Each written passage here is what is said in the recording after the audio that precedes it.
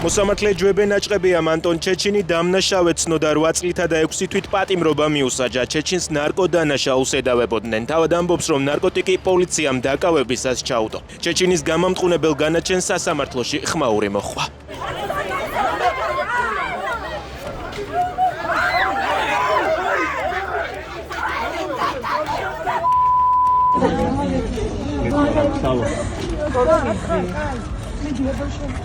იმ უსამართლობას, რა უსამართლობას ვნახეთ დღეს თბილისის საქალაქო სასამართლოში. ბუნებრივია ეცდება, რომ დაასაბუთოს, ყოველ შემთხვევაში დასაბუთება ბრჭყალებში შეგვიძლია მოუხსენიოთ, იმიტომ რომ არანაირი სახის დასაბუთებას ჩვენ იქ არ ველოდებით.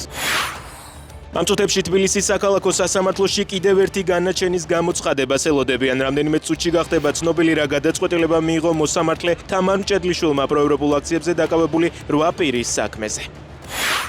გლდანში სახლში გაჩენილ ხანძარს მცირეწლოვანი ემსხვერპლა. საგანგებო სიტუაციების მართვის სამსახურის ცნობით ერთსართულიან საცხოვრებელში ცეცხლი დღეს გაჩნდა. ხანძრის გამომწვევი მიზეზი უცნობია.